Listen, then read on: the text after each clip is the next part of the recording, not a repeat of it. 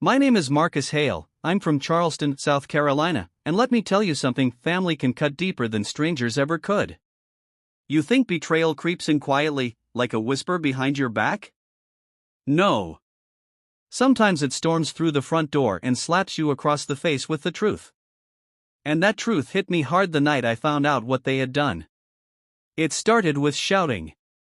My brother, Anthony, stood across from me in my own kitchen, his face red, his voice sharp as broken glass. You're always so dramatic, Marcus. Always playing the victim. Do you even hear yourself? We don't owe you anything. His words came fast, venom laced between every syllable.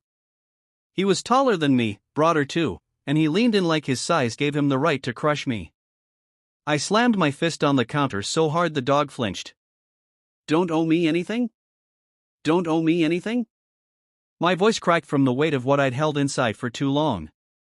You left me here like a servant, feeding your dog, keeping the house clean while you and your little crew spent $80,000 on a vacation without me. Do you hear yourself? 80 grand blown on yachts and champagne while I'm eating ramen noodles in your mansion. His laugh was sharp, almost cruel. You wouldn't have fit in anyway. We needed space from your negativity, your constant complaining. You drag everyone down. Negativity? My chest burned. I took a step closer, close enough to smell the cologne still clinging to his shirt, probably bought with money he didn't even earn. Negativity? You mean honesty. You mean truth. You wanted me silent, Anthony, because you knew I'd remind you what you really are, a spoiled brat playing king with dad's money. He shoved me back, hard enough that I stumbled into the counter. Careful, Marcus. Don't forget whose roof you're under. Those words cut sharper than any shove. Whose roof? The roof I'd repaired with my own two hands after hurricanes tore through the coast. The roof I'd worked nights and weekends to help preserve when everyone else was too busy sipping cocktails. I stared at him, breath heavy, and in that moment I felt something break. You know what, Anthony? My voice dropped low, steady. You're right. I am under your roof. But not for long. He narrowed his eyes. What's that supposed to mean? I leaned in, my face inches from his. It means the roof you think you own, the house you think belongs to you, it's already gone. I sold it. Every tile, every brick, every square inch of this $6.2 million beach house is no longer yours. By the time you unpack your overpriced luggage, you'll be homeless. The silence that followed was heavy, like the world itself had stopped spinning. Anthony's jaw dropped, his bravado cracking for the first time. You're lying. I didn't blink. Try me. The papers are signed. The deal is closed. The money's already in the bank. His face twisted, confusion battling rage. You can't do that. You wouldn't dare. Oh, I dared. My hands shook, but not from fear. From release. From finally taking back the power they'd stolen from me. While you were out pretending to be royalty on some tropical island, I was here making real moves. And guess what? The new owners are moving in next week. He lunged at me, grabbing my shirt, pulling me close like he wanted to choke the words back into my throat. His spit hit my cheek as he screamed, "You've ruined everything. You selfish, bitter little man." I shoved him off me with all my strength. No, Anthony. You ruined everything. When you decided that money mattered more than family. When you decided I wasn't good enough to sit at your table. When you spent 80 grand to make sure I knew exactly where I stood, on the outside, looking in. The dog barked, circling us nervously, but neither of us cared. Years of resentment were boiling over, spilling into every corner of that kitchen. My voice shook as I shouted the truth I'd buried for too long. You thought I was weak. You thought I'd just take it. But I'm done being your shadow, Anthony. Done being the forgotten brother. This, I pointed to the walls around us, the gleaming countertops, the panoramic ocean view shining through the windows. This was never your kingdom. And now, it's gone. He stood frozen, breathing heavy, fists clenched but useless. For once, the power wasn't in his hands. It was in mine. And I let the silence hang, let the weight of it crush him the way his arrogance had crushed me all these years. That night was the first time I realized something powerful: betrayal doesn't have to break you. Sometimes it builds you. Sometimes it sets you free. And as I looked at my brother, his pride shattered, his future slipping through his fingers, I made myself a promise. This wasn't the end. This was the beginning. The world was about to see what happens when the underdog finally bites back. I wasn't always the man who could stand in a kitchen and throw those words like knives. No, I was once the quiet one, the one who thought family was sacred and unbreakable. Growing up in Charleston, our family name meant something. The Hales were respected, admired even, because my father had built his fortune in shipping and real estate. But inside those walls, behind the big gates and polished windows, things were far from perfect. My brother Anthony was always the golden boy, tall, confident, reckless with money but adored for it. And me? I was the shadow, the one they tolerated but never celebrated. From the time we were kids, the differences were obvious. Anthony got the new toys, the praise at the dinner table, the private tutors who came just for him. I got hand-me-downs, lectures, and a pat on the head if I was lucky. "Marcus, you should be more like your brother," my mother used to say, her voice soft but her eyes sharp. It didn't matter how many times I stayed up late fixing things around the house, how many chores I took off their plate, I was always measured against Anthony's shine. And I always came up short. Still, I swallowed it. I told myself, family is family. You don't keep score. You don't complain. You just love them harder, hope one day they see your worth. And for years, that's exactly what I did. I built their world quietly, without thanks. When storms hit and tore shingles off the beach house, I was the one up there hammering while Anthony was out drinking with his friends. When Dad's health started failing, I drove him to every appointment while Anthony made excuses. And when Mom cried because bills were stacking up, I picked up 2 jobs while Anthony blew through thousands at casinos. I kept my mouth shut, because that's what the quiet son does. But let me tell you something: silence builds pressure. And pressure always finds a way to explode. The crack started last Christmas, when Anthony announced in front of everyone that he was planning a family trip. He leaned back in his chair, grinning, glass of whiskey in hand, talking about yachts in Miami, beach resorts, private chefs. I remember the sparkle in everyone's eyes as they clapped and cheered. Everyone except me. Because I hadn't been invited. Not even asked. They sat there at the long dining table, passing gifts, planning the details, while I sat 2 chairs down with nothing but a polite smile frozen on my face. I'll never forget that moment. Mom looked at me, her lips pressed thin like she wanted to say something, but she didn't. Dad cleared his throat, avoided my eyes. And Anthony, oh Anthony, he raised his glass and said, "Marcus, maybe next time. You don't really fit the vibe, you know?" Laughter followed, light, dismissive, cutting me deeper than any knife. I laughed too, weakly, because what else was I supposed to do? Start a scene on Christmas? Ruin their perfect little holiday? No. I just sat there, nodding, while my insides burned like fire. When they left for that trip weeks later, the house was eerily quiet. Their suitcases were gone, their cars missing from the driveway, the sound of their voices replaced by the whine of the ocean winds. They didn't even ask me to come see them off.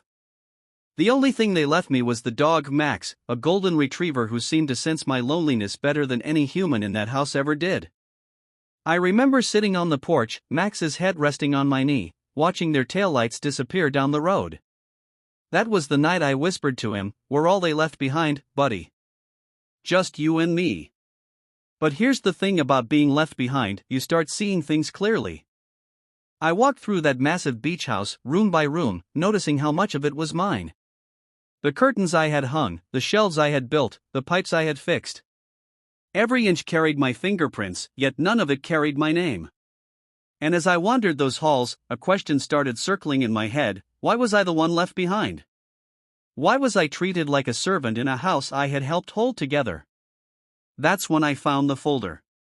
Tucked away in Dad's old study, hidden under a pile of unopened mail, was a stack of documents. property deeds, titles, and my breath caught a house itself. The beach house was in my father's name, and in his will, written years before his health declined, he had left it not to Anthony, not to Mom, but to me. Marcus Hale. My name. Clear as day. I sat there for hours, staring at those papers, my heart racing. They had known. They had to have known. That's why Anthony was always so quick to remind me whose roof I was under, because deep down, he feared the truth. This house wasn't his. It never was. And the moment I realized that, something in me shifted. For the first time in my life, Eleanor, not on Nicholas, but on the crowd itself, as if daring every single one of them to look away from their own cowardice. That was when I finally stood. My chair scraped back, echoing louder than the shattered glass. Enough, I growled, my voice carrying across the room. You don't get to speak to her like that. The room fell into silence, but Eleanor only smirked, tilting her head as if amused. Oh, look, she sneered, the stray dog barks when his mistress is insulted. How touching. The laughter that followed her words was poisonous, infecting the air, making my blood boil. I wanted to scream. I wanted to drag Amelia out of there and burn that entire ballroom to the ground. But before I could speak again, Amelia finally opened her mouth. And her voice, calm and steady, sliced through the noise like lightning. You've mistaken my silence for weakness, she said, her words clear and sharp. But I assure you, it isn't weakness. It's restraint. Because if I chose to speak, truly speak, I could end this evening and everything you've built with a single word. Gasps rippled through the crowd. Nicholas laughed, though uneasily. And us? You, he mocked, though there was a flicker of doubt in his eyes. Don't be ridiculous. But Eleanor's smirk faltered, just slightly. She wasn't a fool, she had built her fortune on instinct, and in Amelia's voice, she heard something dangerous. Something she couldn't quite dismiss. And as I looked at Amelia, standing tall with wine dripping down her gown and glass shards glittering at her feet, I realized this night was only the beginning. Because she wasn't just my bride. She was the storm they never saw coming. The silence after Amelia's words was heavier than stone. You could feel the unease shifting through the room. It was as though every guest realized, in that moment, that maybe this nobody wasn't as fragile as the Davenports wanted her to be. But Nicholas, stubborn and drunk on entitlement, refused to let go of his throne. He leaned forward, slamming his palms on the table, his voice echoing like a hammer on steel. Listen here, he snarled, his eyes narrowing at Amelia. This family built its name from nothing into a dynasty. Every person in this room knows the power we hold. And you think you can walk in here and end us? You're delusional. You wouldn't even be standing in this ballroom if it weren't for me. If you didn't have me, Amelia, you'd still be some nobody in some nobody town, begging for scraps. The guests gasped again, their eyes darting between Amelia and Nicholas like they were watching a blade being sharpened. And Eleanor, sitting there with her wine-stained handkerchief, smirked at her son's cruelty. That's right, she purred, her voice oily. We gave you a chance. You should be grateful. Instead, you dare to threaten us? But Amelia didn't shrink. She didn't stutter, didn't crumble. She tilted her chin, her voice calm, but her words striking like arrows. Grateful, she said softly, though the room hung on every syllable. Grateful for being mocked? For being humiliated? For being treated like I'm less than human? No. Gratitude is earned, not demanded. And tonight, you've earned nothing. That was when Victoria slammed her hand on the table, her voice shrill with rage. Who do you think you are, talking to us like this? She screeched. You don't have money. You don't have power. You don't even have the right name. You are lucky Nicholas looked your way, and without him, you are nothing. For the first time, Amelia smiled. Not a mocking smile, not a cruel one, but the kind of smile that told you she knew something they didn't. A smile that unsettled even the most arrogant heart in the room. She bent down gracefully, picking up a shard of broken glass from the floor, holding it between her fingers as it caught the light of the chandelier. You keep saying I am nothing, she said quietly, her gaze sweeping across the table, across the guests who were frozen in silence. But what happens when nothing is the very thing keeping your empire alive? Nicholas laughed, loud and cruel, trying to shake the fear that flickered across his mother's eyes. You're bluffing, he said, waving his hand dismissively. You've got nothing, Amelia. Nothing but a dress that doesn't fit and a last name that will never matter. But Eleanor's hand gripped her glass tighter. She knew. She didn't want to know, but she did. Somewhere deep inside, she could feel the truth tugging at her pride. She had heard whispers, after all, rumors about a quiet, powerful deal being negotiated in the city, a deal no one could close, one that involved names too big to speak carelessly. And now, staring at Amelia's calm, steady face, she wondered if they had just made the worst mistake of their lives. Bluffing? Amelia whispered, lowering the shard of glass back to the table with care. Maybe. Or maybe I'm the one person in this room who isn't pretending. She straightened her shoulders, letting her gaze lock on Eleanor, then Nicholas, then the sea of silent guests. You see, respect doesn't come from the name you're born with. It comes from what you hold in your hands. And right now, I hold something none of you even realize you need. But when you find out, it will be too late. The room went dead silent. Even the waiters froze in place, their trays trembling. Nicholas opened his mouth to fire back, but nothing came. His arrogance cracked, if only for a second. Eleanor narrowed her eyes, studying Amelia with a suspicion that bordered on fear. And me? I stood there, my heart pounding with pride and fury all at once. Pride because Amelia wasn't breaking, she was rising. Fury because this family, blind with arrogance, had no idea they were insulting the very woman who had the power to decide their future. The guests began whispering again, louder this time, their curiosity rising like smoke. The Davenports had wanted to humiliate Amelia, but in their cruelty, they had done something else entirely. They had given her the stage. And every word she spoke was turning the tide against them. Amelia finally stepped back, her voice steady as she gave her last words for the night. Mock me all you want. Tear me down if it makes you feel powerful. But remember this, I will never forget tonight. And soon, neither will you. And with that, she turned, her gown trailing through the shards of glass, and walked out of the ballroom, leaving the Davenports staring after her in stunned silence. What they didn't know was that they had just laughed at the woman who held their empire in her hands. And soon enough, they were going to learn what happens when you mistake grace for weakness. The air outside the Davenport ballroom was sharp with winter, and yet I swear I felt warmer the second Amelia and I stepped into the night.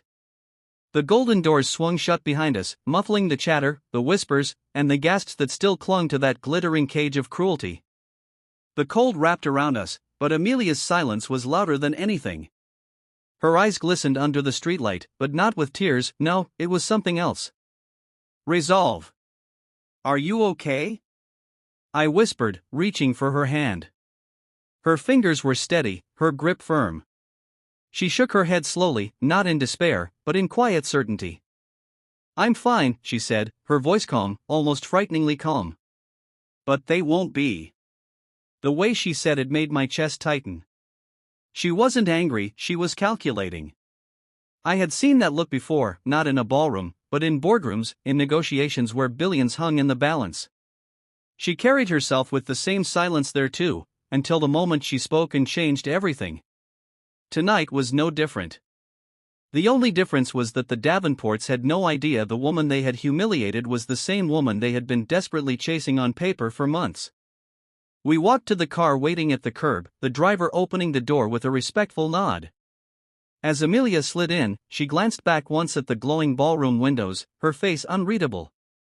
They think I'm a nobody, she murmured, almost to herself. But tomorrow, they'll learn who really holds their fate.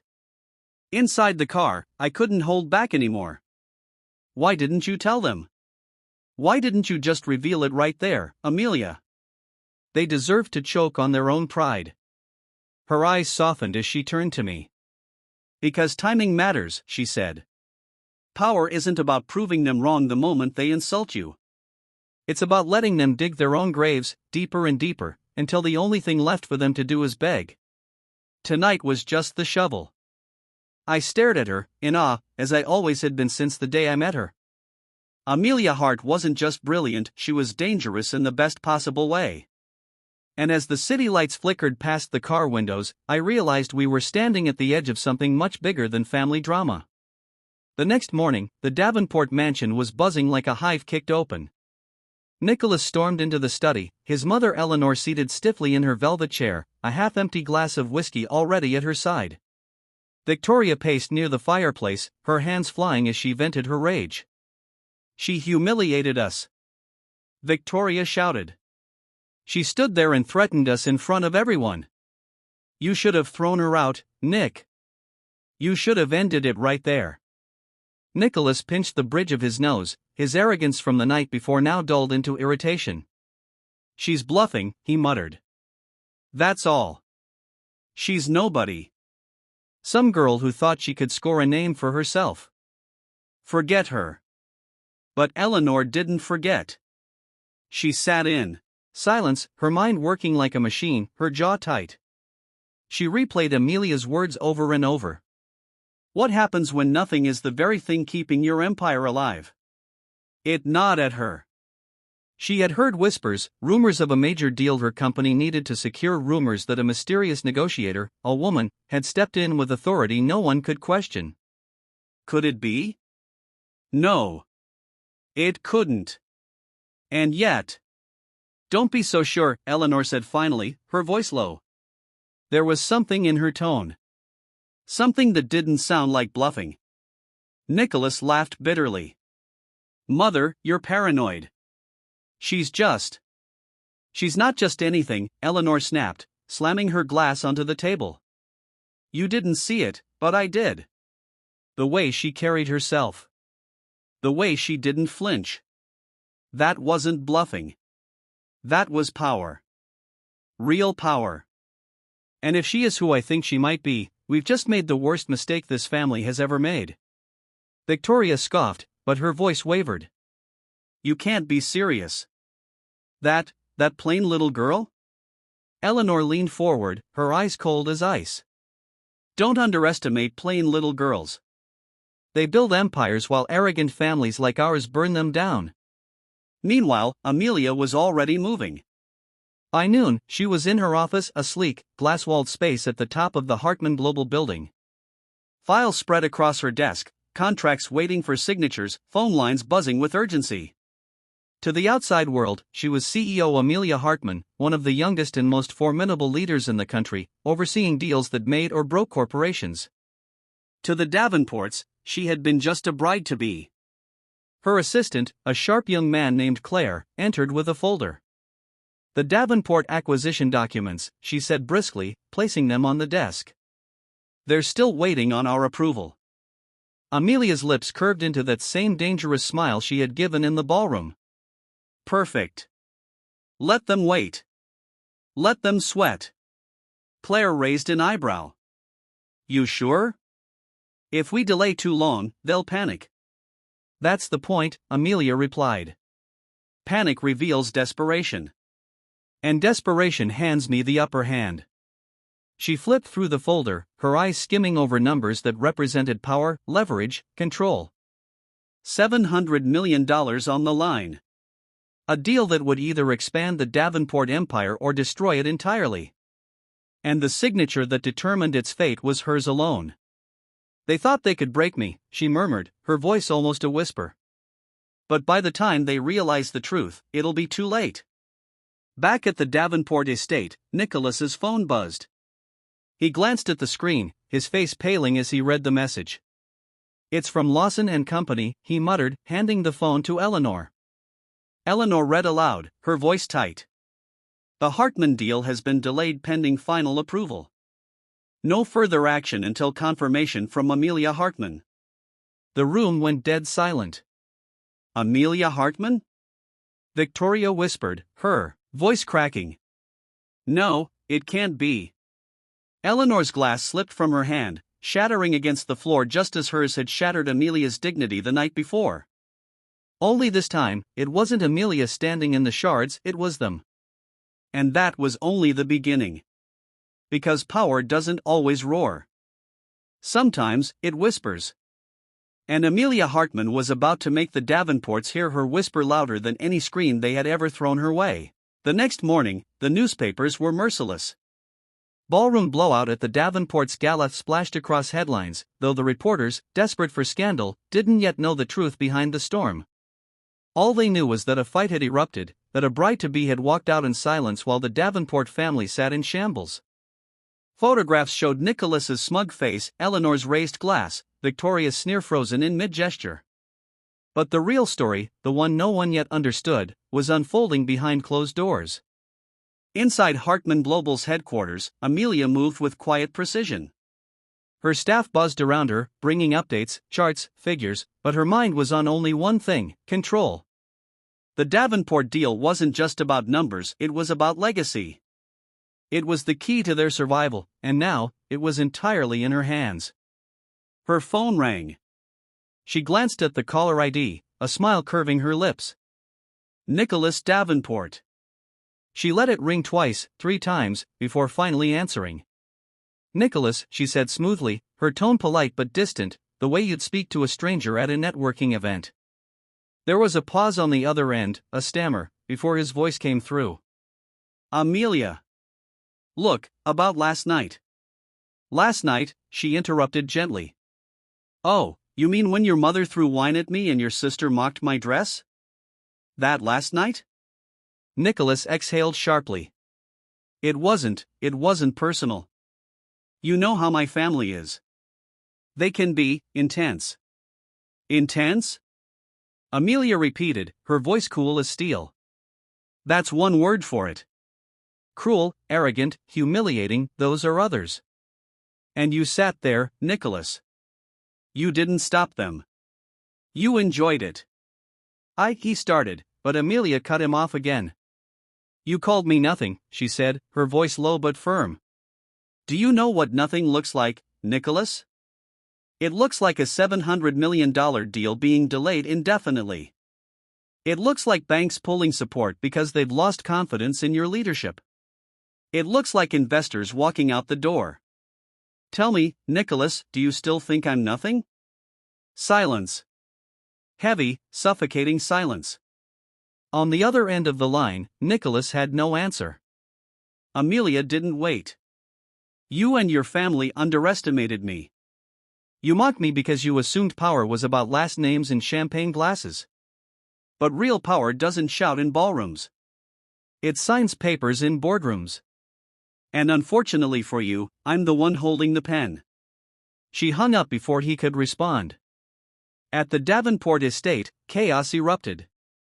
Nicholas threw his phone across the room, shattering it against the wall. She can't do this to us, he shouted, pacing like a caged animal. Eleanor, however, sat very still in her chair, her hands clasped tightly, her knuckles white. She can, she whispered. And she will. Because we gave her no reason not to. Victoria, pale and shaking, muttered, So what do we do? We can't lose this deal, Mother.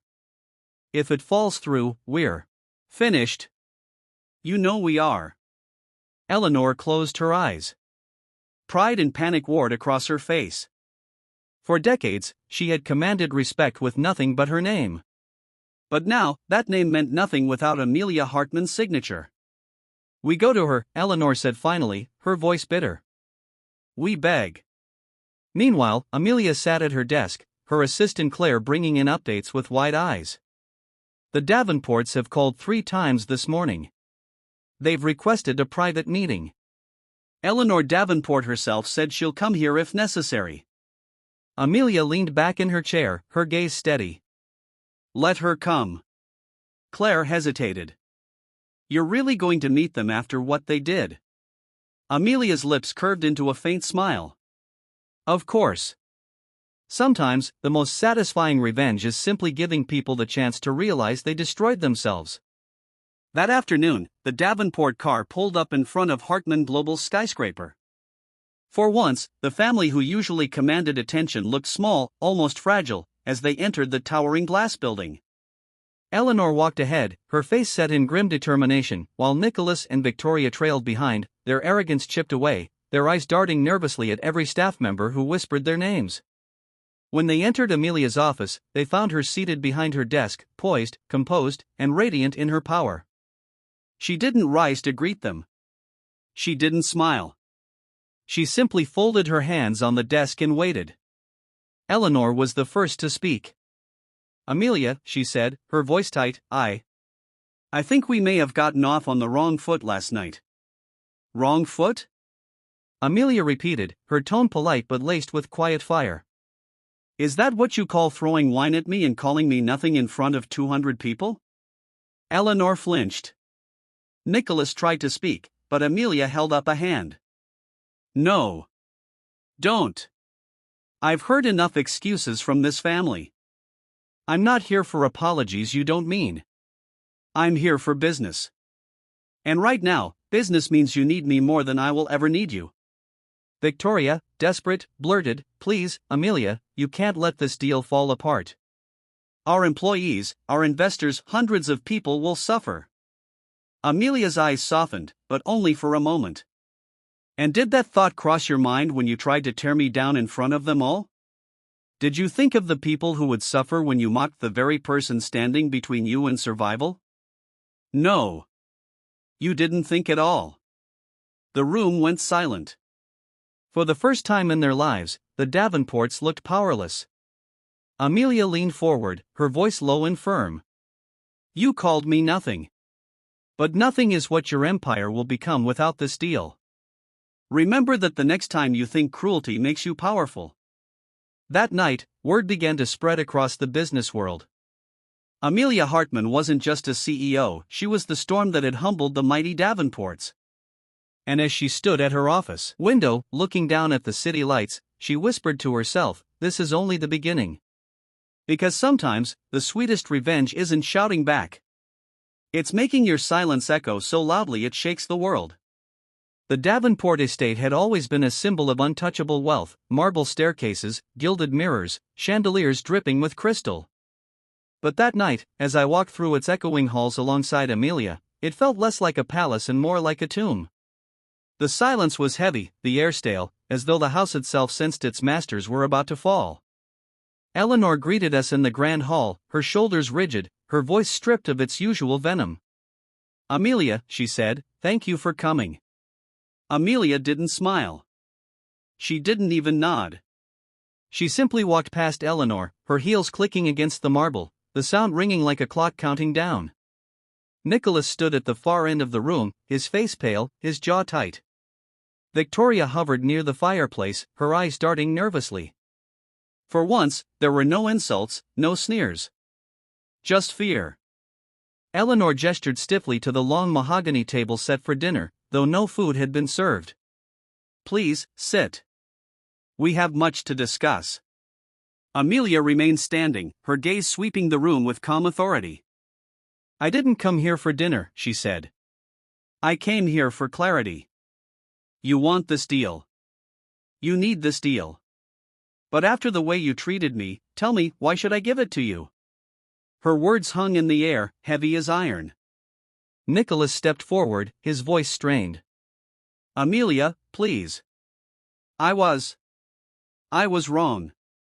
We were wrong. We didn't know who you were." Amelia's eyes narrowed. "And if I wasn't who I am? If I didn't hold this deal in my hands, would you have treated me differently? Would you have respected me? Or would you have kept tearing me down because you thought I was powerless?"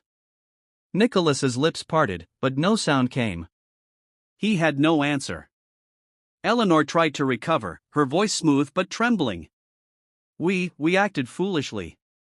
But surely you understand, we've built this family name with pride. We don't let just anyone in. We thought." "You thought wrong," Amelia cut in sharply.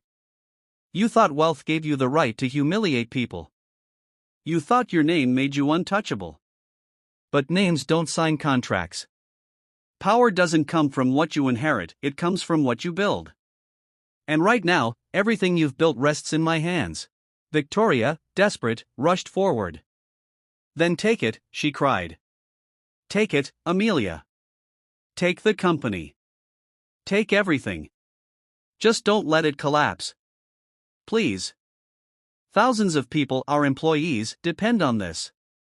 Don't punish them for our mistakes. For the first time, Amelia's expression softened. She looked at Victoria, not with pity, but with the weight of truth. Do you know why people suffer when families like yours fall? Because you make your empires about you. About your pride, your arrogance, your need to look down on others. The people who depend on you don't deserve to suffer. But maybe you do. Nicholas slammed his fist against the table, his voice breaking. You can't do this to us. Amelia turned slowly, her gaze locking onto his. I can. And I already have. Silence. Heavy, suffocating silence. Nicholas staggered back as though she had struck him. Eleanor closed her eyes, her pride crumbling in front of us. Victoria sank into a chair, her hands trembling. And Amelia? She didn't gloat. She didn't laugh. She simply stood there, calm and steady, the storm they had unleashed. You wanted me to be nothing, she said softly. So I will give you what you wanted. You will have nothing. The next day, the news broke like wildfire. Hartman Global withdraws Davenport acquisition. Headlines screamed across every major outlet.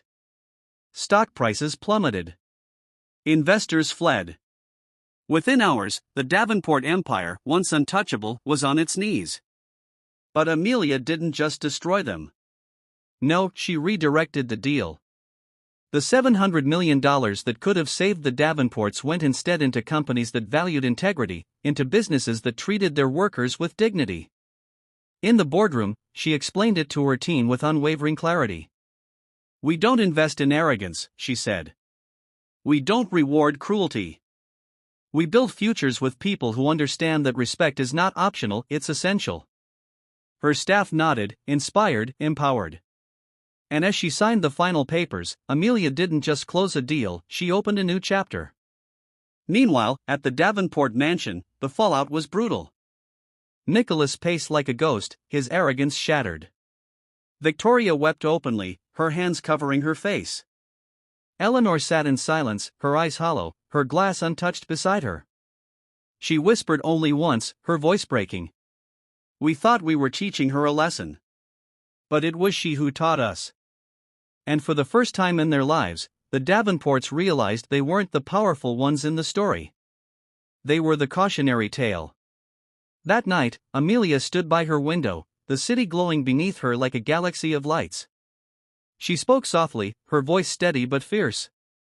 Sometimes, the ones who look down on you are standing on crumbling ground. And sometimes, the best revenge isn't shouting back, it's showing them how small they really are when the world no longer bends to their name. She turned from the window, her eyes fierce, her heart steady. The city never sleeps, but some nights are louder than others. On that evening, as the headlines roared across every screen, the Davenports' name, once spoken with envy, was now whispered with shame. Their empire had collapsed in real time. But the story wasn't just about them. It was about Amelia. And about what happens when someone who has been humiliated refuses to bow down.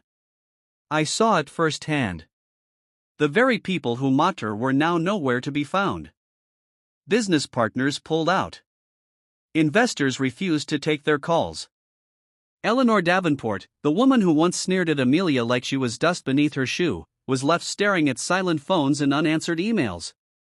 Nicholas hid from the world, unable to face the humiliation of losing everything. Victoria, who once treated Amelia like an intruder, broke down in public, admitting the truth on camera. We judged her. We destroyed ourselves. But Amelia? She walked forward with her head high, not once turning back. She didn't waste her time gloating. She didn't stand on the ashes of the Davenports and laugh. She built something new. Because Amelia had learned something long ago, revenge is hollow if it ends with destruction alone. Real victory comes when you take the stones thrown at you and build something greater. A week later, Amelia stood on a stage, the world watching. The press had gathered to hear what would happen next. The cameras flashed, microphones angled forward, all waiting for the woman who had single-handedly rewritten the game. She stepped up to the podium, her voice clear, steady, yet warm. Many of you know the headlines, she began. Yes, the Davenport acquisition has been cancelled. Yes, their empire has fallen. But today is not about them. Today is about the people who deserve better. The people who will never again be overlooked. She paused, letting the silence deepen.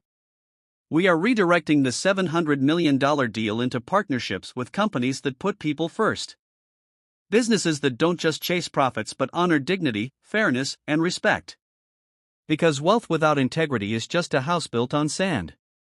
And I will never invest in sand. The room erupted into applause. But Amelia didn't bask in it.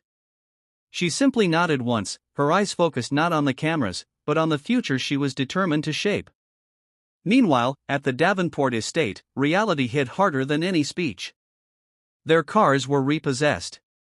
Their mansion sat dark, the halls no longer glittering but echoing with emptiness.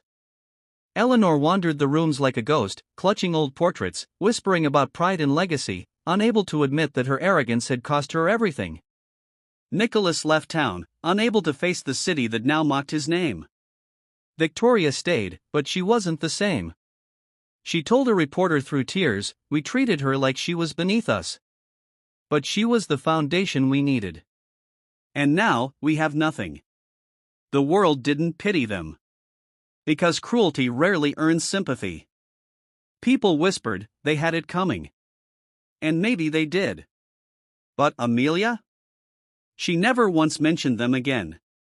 Instead, she poured herself into her new vision. She visited factories where workers shook her hand with gratitude. She met small business owners who said, because of you, we finally have a chance. She launched scholarships for young women who had been told they weren't enough, giving them the tools to rise where others had tried to hold them down. And every step of the way, she carried one truth in her heart: the power of respect is greater than the power of money. One evening, I asked her, Amelia, do you ever regret not giving the Davenports a second chance? She looked at me for a long moment, then shook her head. Second chances are for people who admit their mistakes. They never wanted to change. They just wanted to keep their throne. And sometimes the only way to teach people is to let them live with what they created. Her voice was steady, but her eyes held a fire. I didn't ruin them. They ruined themselves. I just refused to save them from the truth. Months passed. The city moved on. The name Davenport faded from headlines, while Amelia's name only grew stronger. Not as a woman scorned, not as the victim of humiliation, but as the leader who turned pain into power. Her story spread far beyond the city. People whispered it in boardrooms, told it to their children, repeated it as a lesson: don't look down on others. You never know who holds the real power. And Amelia? She never needed their validation.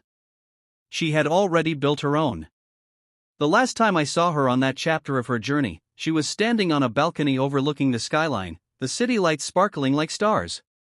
The same city that once laughed at her now bowed to her strength. She turned to me, her voice soft but sharp enough to pierce through the night. They wanted me to feel small, she said. But the truth is, I was never small. They were just blind. And blindness is the cost of arrogance. She looked out at the city again, her chin high, her heart steady. Let this be a reminder to everyone: never underestimate the quiet one in the room. Because the quiet one may be the storm that changes everything. Moral: when people look down on you, it says more about them than it does about you. Their arrogance is their weakness, and your strength lies in refusing to let their cruelty define you. Real power isn't loud, it's steady, unshakable, and rooted in integrity. And as Amelia Hartman proved, the greatest revenge isn't shouting back, it's standing taller than they ever imagined you could.